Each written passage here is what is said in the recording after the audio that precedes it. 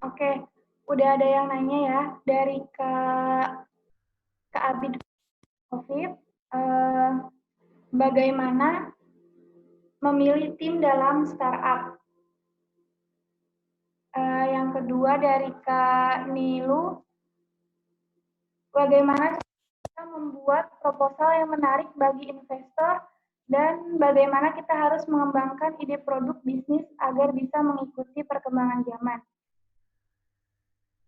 Dan ada dari Karismui, bagaimana kita menentukan pasar yang tepat. Oke, ada pertanyaan dulu ya Kak. Mungkin nanti akan dijawab oleh Kak Acep. Untuk pertanyaan pertama dari Kak Abid, bagaimana memilih tim dalam startup? Mangga Kak Acep, boleh langsung dijawab.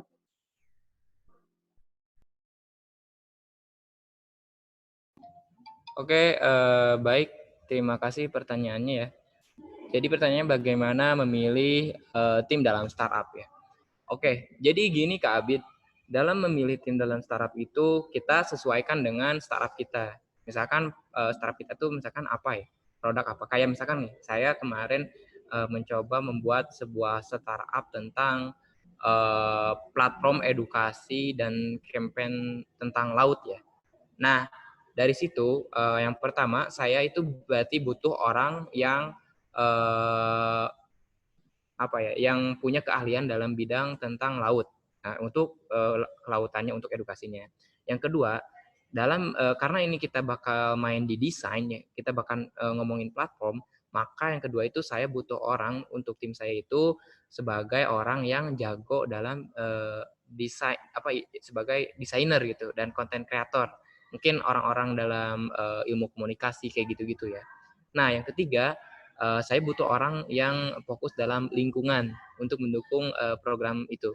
Dan yang keempat itu kita biasanya pilih orang ekonomi atau akuntansi untuk masalah nanti kita membantu dalam hal administrasi, membantu dalam kayak misalkan kita bikin RAB atau bikin apapun itu. Nah, itu pada dasarnya seperti itu. Jadi startup itu diturunkan tuh poin-poinnya, biasanya ada apa aja sih dalam startup itu. Misalkan ada, pertama disesuaikan dengan produk, dan yang kedua itu biasanya kalau dalam startup itu ada urusan tentang administrasi ya, tentang RAB, tentang akuntansi gitu. Nah, kita bisa untuk cari orang ekonomi gitu untuk gabung dalam startup kita. Itu pada normalnya gitu. Tapi kalau misalkan pengen ngajak teman-teman yang ada aja gitu ya, itu bisa, tetap bisa gitu. Kita ajak, tapi kita pentingnya di sini poinnya paling kita harus mau untuk belajar. Yang pertama misalkan orang pertama belajar administrasi, orang yang kedua belajar tentang desain, orang yang ketiga belajar tentang ini. Jadi satu tim itu tidak punya keahlian yang sama, keahliannya berbeda-beda, tapi keahlian tersebut mewakili dan melengkapi kebutuhan dalam menjalankan suatu startup kita. Seperti itu sih, Kak Abid. Gimana, cukup? Ya Kak Abid, itu penjelasan dari Kak Jae. Cukup? Oke, siap. Lanjut ke pertanyaan kedua ya. Dari Ya. Kak Niluputu Ajeng Rahayu. Yang pertama, mau bertanya bagaimana caranya kita membuat proposal yang menarik bagi investor. Oke, bagaimana cara kita membuat proposal yang menarik bagi investor? Uh, Kalau saya sendiri sih, saya punya ada ini ya, ada kanvas, ada teorinya. Yang pernah saya waktu itu share waktu ini, waktu apa sih waktu itu, lupa lagi saya yang acara itu tuh, gathering. Nah, itu ada kan, itu platform, itu salah satu platformnya. Nanti dari situ dibikin PPT poin-poinnya gitu. Nah, dari situ gimana alatnya, apa ya, alat untuk, kan udah ditulis ya di situ di platform itu. Nah, dari situ kita bikin pakai Canva. Kita biasanya bikin pakai Canva, itu ada poin pitch deck ya untuk pitching di situ. Nanti klik di sana ada pitch deck, itu ada beberapa contoh pitch deck produk, pitching produk kayak gitulah ya. Nah, dari situ Ajeng dan teman-teman yang lain bisa lihat gitu di sana cara gimana sih kita bikin kerangka proposal, kerangka PPT untuk pitching untuk produk kita ke investor. Nah, kayak gitu. Nanti mungkin saya coba kasih juga ya contoh-contoh produk yang pernah saya bikin, proposal yang pernah saya bikin. Kemudian yang kedua, bagaimana kita harus mengembangkan ide produk bisnis agar bisa mengikuti perkembangan zaman. gimana ide produk bisnis agar bisa mengikuti perkembangan zaman. Yang pertama, ide kita itu kalau bagus tuh ada teknologinya ya gitu. Ada teknologi yang memang mungkin sekarang itu lagi hits gitu. Dan yang lagi dibutuhkan sama anak-anak sekarang gitu. Yang dibutuhkan sama orang-orang zaman sekarang gitu. Kita bisa jualan produk yang zaman dulu gitu ya. Produk-produk kampung gitu yang zaman dulu mungkin kayak kue atau apa. Tapi itu kan tidak ada tidak sesuai dengan orang-orang yang sekarang gitu. Beda kebutuhan. Nah dari situ mungkin kita bisa masukkan inovasi supaya si produk itu bisa diterima oleh masyarakat pada saat ini gitu, sesuaikan sama gaya kehidupan mereka. Kayak passion itu di branding sesuaikan sama kehidupan mereka. Seperti itu sih, jadi mengikuti perkembangan zaman yang ada. Nggak ada. Dan yang terakhir dari Kak Sutrisno ya, bagaimana? Aduh, kirain siapa? Bagaimana kita menentukan pasar yang tepat? Untuk menentukan pasar yang tepat, tadi Kak Rismo kita itu pertama tentuin gitu produk kita itu apa. Nah, emang biasanya siapa aja sih yang suka dengan produk kita? Biasanya kita tentukan dulu tuh wilayahnya mau di mana gitu. Kalau saya yang lebah ya, yang bisnis lebah, yang bisnis Bandung, saya tentuin tuh wilayahnya itu untuk sekitar Bandung. Terus siapa aja orang-orang yang peduli kesehatan, orang-orang yang memang mungkin ya deket lah ke kota Bandung. Nah gitu, jadi tentukan lokasinya, tentukan segmentasinya siapa gitu. Itu nanti tepatnya itu ya bisa tepatnya itu dari produk kita itu nanti ada perjalanan itu, ada customer journey nanti yang bisa kita lihat di situ. Oh di sini nih letak ketepatan si bisnisnya kayak gitu, letak si pasar yang tepat gitu. Jadi memang ada prosesnya gitu. Nanti bisa nanya lebih lanjut ya. Cukup itu sih yang bisa saya sampaikan. Mungkin bisa dilanjut ke Kak Amana atau ada yang pertanyaan yang lain. Keamanannya belum ada ya, jadi boleh dilanjut pertanyaan lagi. Bagi kakak-kakak yang mau bertanya silakan langsung aja sambil nunggu keamanan. Kak Niluh Putu tadi sama Kak Rismi udah cukup kan ya jawabannya? Kalau misalkan belum dilanjut aja di chat. Oke, ada lagi ya? Ya, ada pertanyaan Kak. Boleh cerita-cerita dari Kak Bayu nih, boleh cerita-cerita terkait kendala apa saja yang ada terkait mengurus startup-nya Kang Jae sama Waduh, banyak banget ya. Oke, siap. Kang Bayu, terima kasih pertanyaannya. Kalau saya sendiri selama ini, pertama ya, masalahnya itu tentang tim, manajemen tim. Gitu. Karena kalau saya sendiri timnya beda-beda. Pertama, beda-beda kesibukan, kemudian ya beda-beda latar belakang gitu ya, kondisi. Dan apalagi sekarang lagi pandemi ya, susah buat ketemu gitu ya. Di online terus juga susah juga gitu sama teman-temannya.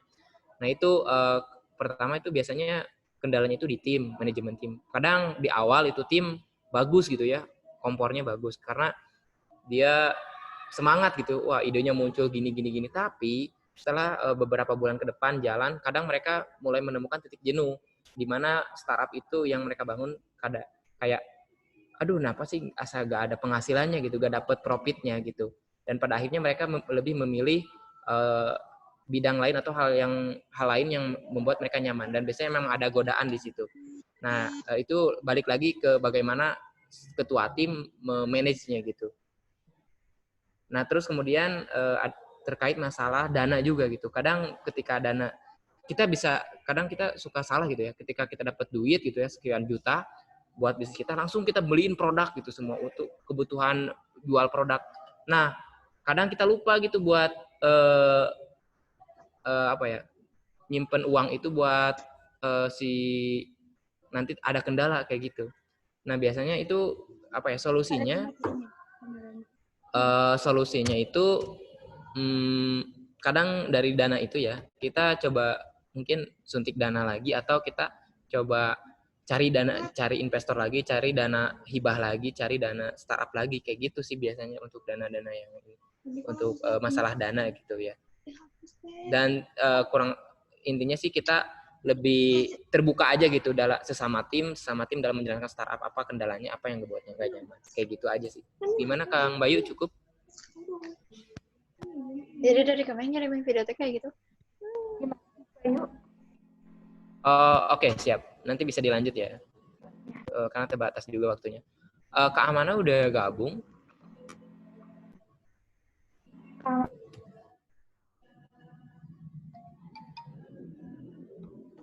Ntar coba saya ini ya.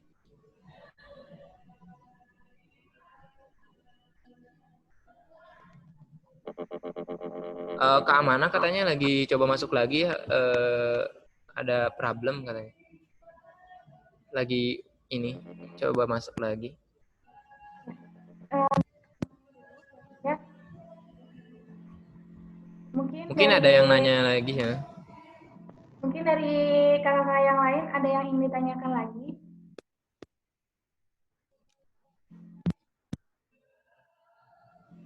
Silakan Kak, ada yang ingin ditanyakan lagi?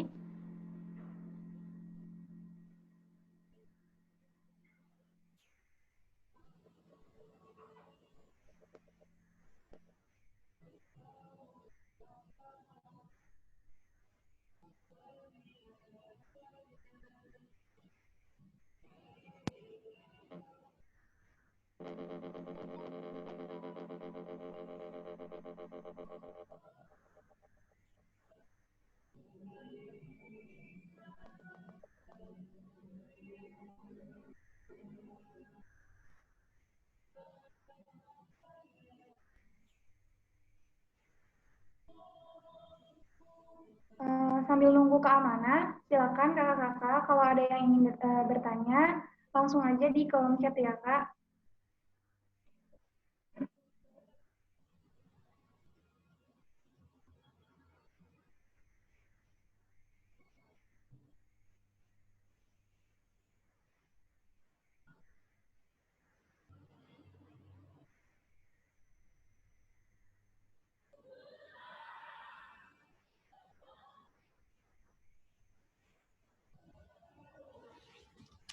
Masih belum gabung ya ke ininya, ke mana juga. Oke, jadi nggak apa-apa, sambil Jaya sharing lagi aja ya, mungkin nanti sambil nunggu. Intinya sih pokoknya ya, teman-teman kalau mau bikin startup, teman-teman kalau mau bikin usaha ya, pertama ya itu tadi mulai aja dulu gitu. Mulai aja dulu dalam artian yang pertama siapkan dulu idenya apa, kemudian timnya siapa gitu, cari timnya gitu. Nah, nanti didiskusikan sama tim itu. Dan kalau lebih baik, teman-teman kalau bisa cari mentornya gitu, cari orang yang berpengalaman kan dalam bisnis atau siapa, dosen atau siapapun buat ngedampingin teman-teman.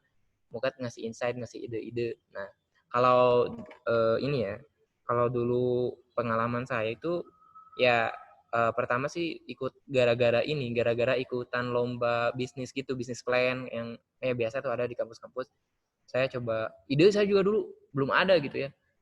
Ya udah coba cari timnya dulu gitu, terus dari tim itu baru saya coba diskusi tentang idenya, akhirnya dapet tuh tentang idenya dari situ. Kemudian dari situ ya tinggal kita bikin proposalnya, kita cari-cari di Google atau di YouTube juga banyak contoh-contoh proposal bisnis yang kayak gimana yang bagus, yang berhasil didanain, proposal PKM atau proposal startup challenge kayak gitu-gitu ya. Terus metode-metodenya juga di Google banyak. Kalau misalkan mau nanti ke Kajai boleh, nanti coba Kajai ini ya, Kajai share juga tentang itu. Nah dari situ intinya pokoknya dimulai aja dulu gitu. Untuk dana, kalau misalkan bisa pakai dana pribadi, udunan gitu ya, patungan ya pakai dana pribadi aja dulu gitu. Kayak gitu sih. Mungkin ada yang nanya lagi teman-teman. Ada Kak ini dari Kak Rismoy. Katanya apa makna dari nama madu Masagi? Oh iya. Jadi kalau Kajai kan di Bulema ya, di budaya lebah madu itu kita kan punya kebun lebah. Terus kemudian kita punya produk turunannya itu madu Masagi. Madu Masagi itu madu sehat bergizi. Jadi Masagi gitu. Madu sehat bergizi. Di situ produknya ada madu murni, ada madu kue, ada kue dari madu, ada ini dari madu, ada sirup dari madu kayak gitu-gitu. Jadi teman-teman nanti misalkan dalam bikin sebuah startup punya satu produk itu nanti bisa teman-teman bikin produk-produk turunannya. Jadi ada misalkan teman-teman mungkin produk apa ya, mungkin fashion ya, misalkan baju nih, teman-teman punya produk baju. Nah, dari baju itu kita bisa punya produk turunannya, misalkan mungkin desainnya beda-beda, mungkin dari baju itu ada apa ya, ada kayak apa sih itu namanya yang ditempel tuh apa, bros ya, apa gitu, yang bulat gitu, ada penitinya. Terus ada stikernya, mungkin stiker bisnis teman-teman, atau misalkan gantungan kunci namanya bisnis teman-teman kayak gitu. Jadi punya usaha-usaha lain lah gitu, punya produk-produk turunan lain. Kayak misalkan kalau saya di wisata, ini kayak kebun wisata ya, kebun binatang atau destinasi wisata, itu produk turunannya tuh ada kayak souvenir, tote bag, ada topi, baju tuh, itu tuh produk-produk turunan yang yang ada di wisata. Itu tuh salah satu buat penjualan yang lainnya kayak gitu. Oh ya, ada lagi yang nanya. Coba di chat.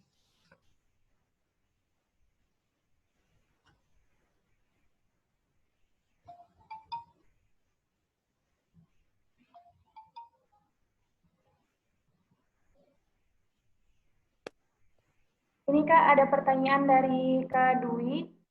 Katanya mau minta ide untuk Sosling buka usaha. Oke, siap-siap. Aduh, untuk Sosling buka usaha ya, sulit banget. Kalau ngomongin Sosling ya, sosial lingkungan itu berarti usahanya juga harus bisa menjaga kelestarian lingkungan. Bener kan ya? Nah, kalau misalkan ide ya untuk Sosling, pertama sih gini, paling nih kan ada masalah ini, ada masalah plastik ya, masalah penggunaan plastik tuh di lingkungan ya. Jadi kita mulai mengurangi permasalahan plastik karena sampah-sampahnya itu bermasalah untuk lingkungan. Nah, orang-orang kan sekarang tuh udah mulai bergerak menjadi gaya hidup ramah lingkungan ya. Kayak misalkan pakai straw yang dari aluminium, kemudian pakai tote bag buat ngegantiin si apa ya, tas plastik. Itu bisa tuh bikin produk kayak gitu, produk-produk ramah lingkungan kayak gitu. Itu salah satu idenya ya buat buka usaha Sosling kayak gitu. Tapi tetap usahakan sih bahan bakunya itu ramah lingkungan tadi kayak gitu. Gimana, cukup? Bisa tuh jualan tote bag. Ya, udah cukup Kak Dwi. Kalau udah cukup, lanjut ke pertanyaannya Kak Nilu nih Kak.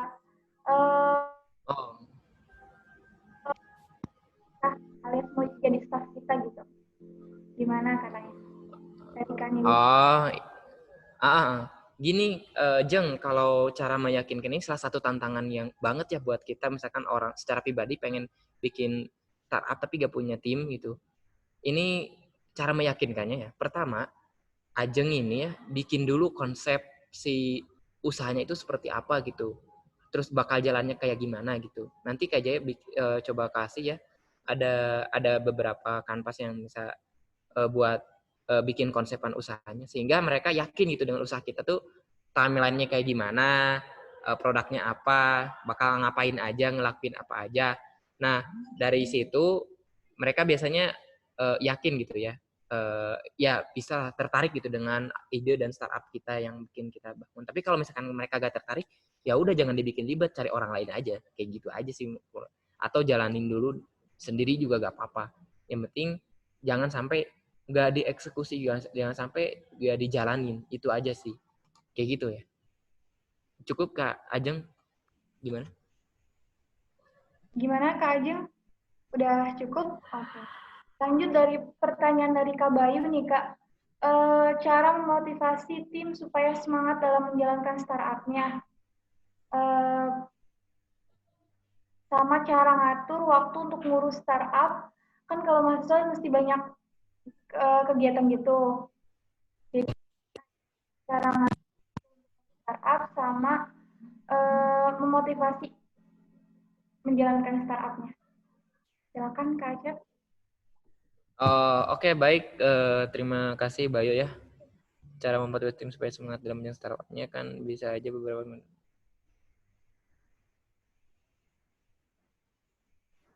Oke, pertama gini, cara memotivasi tim ya untuk menjalankan startup itu pertama harus konsisten gitu, konsisten dalam kayak mungkin menghubungi mereka, menjaga komunikasi dengan mereka.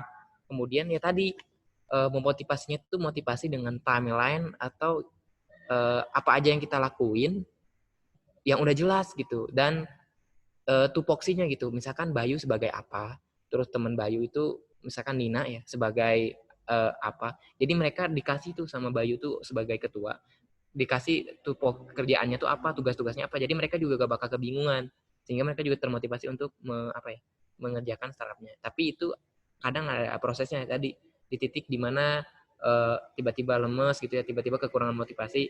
Ya di ini aja sih, diobrolkan aja dengan tim gimana. Terus misalkan suruh aja cari pelatihan-pelatihan, atau misalkan ya tadi kita cari mentor gitu, kita cari orang yang bisa ngemotivasi kita, yang bisa ngebimbing kita gitu, selain kita sendiri yang sebagai ketua. Jadi kita cari mentor, dosen atau apa. Biasanya dari dosen itu yang motivasi, yang ngedorong kita buat terus bergerak kayak gitu. Untuk cara ngatur waktu itu diluangkan aja ya. Biasanya kalau KJE itu dalam satu hari ya, diluangkan, atau dalam satu minggu tuh ada pertemuan satu kali bareng teman-teman startup itu 1 atau 2 jam di waktu yang sama. Jadi udah tentu waktunya dan gak bisa ngeganggu waktu lain, dan mereka juga gak bakal keganggu waktunya untuk mengerjakan hal-hal yang lain kayak tugas, organisasi, atau kepanitiaan. Kalau misalkan dalam waktu yang udah ditentukan itu tidak bisa, maka kita tentukan waktu yang lain gitu, diobrolkan aja gitu sama tim gitu. Jadi nggak harus seharian kalian ngurusin startup, tapi ada 1 sampai 2 jam atau waktu tertentu untuk fokus gitu ngobrolin atau ngurusin startup kalian kayak gitu. Jadi tidak mengganggu akademik, organisasi, kepanitiaan. Dan tadi untuk mengatur waktu itu memang ada beberapa hal yang perlu perlu dikorbankan. Misalkan untuk biar fokus di startup kita, ya udah organisasi cuma 1, akademik sekian persen, misalkan kepanitiaan ya udah jangan ikut banyak ini itulah. Kalau udah mau fokus aja, tentuin gitu prioritasnya di mana kayak gitu. Gimana Kak Bayu, udah cukup? Oke. Ada lagi Kak yang ingin bertanya? Ini mohon maaf ya Kak, keamanannya lagi ada gangguan. Jadi kalau misalnya ada yang mau bertanya, silahkan. Ada lagi?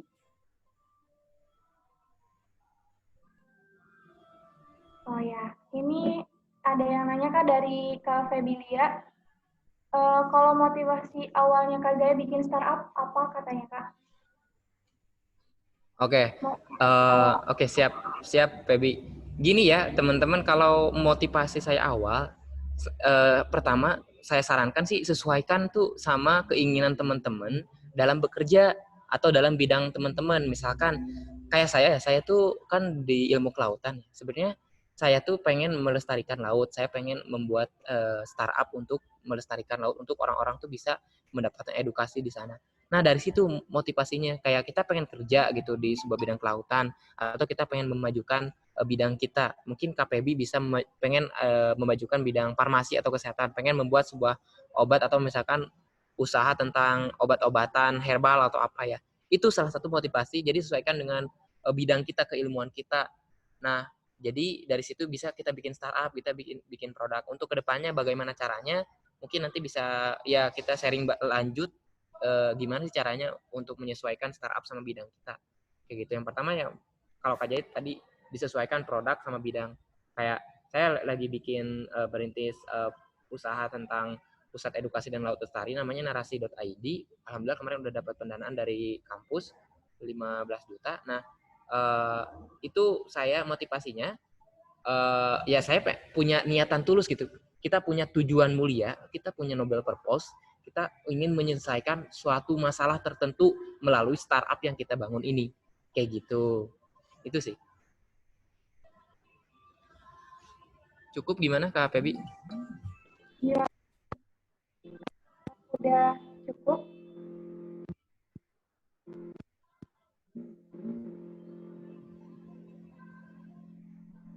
Gimana Kak Febi? Udah cukup?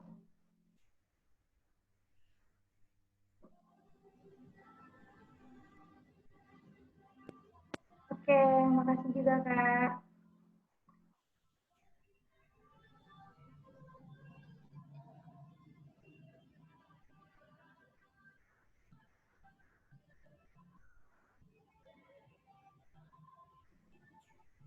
Oke, terima kasih kepada semuanya yang telah bertanya eh, ke Kak Jae. Sebelumnya, aku mau minta maaf dulu karena keamanan masih gangguan. Untuk sharingnya keamanan, mungkin bisa dilakukan pada diskusi selanjutnya. Karena waktunya juga sudah makin sore ya, teman-teman. Mungkin diskusi kali ini akan saya tutup juga. Terima kasih kepada Kak Jae dan teman-teman yang udah bergabung dalam diskusi kali ini. Semoga apa yang disampaikan dari Kak Jae itu bisa kita terapkan untuk kehidupan sehari-hari atau bisa kita membuat bisnis startup ke depannya gitu. Kesimpulan yang saya ambil dari materi kali ini, langkah membuat startup itu pertama tentukan ide awal, yang kedua mendirikan startup untuk menyelesaikan masalah, yang ketiga itu bangun networking dan rancangan rencana ke depan, yang keempat perhatikan kompetitor. Nah, itu dia kesimpulan diskusi kali ini. Semoga bermanfaat. Sebelumnya mohon maaf apabila ada salah-salah kata. Saya pernah quotes dari Steve Jobs, CEO Apple, katanya pekerjaan yang dicintai itu adalah pekerjaan yang hebat itu adalah pekerjaan yang Anda cintai.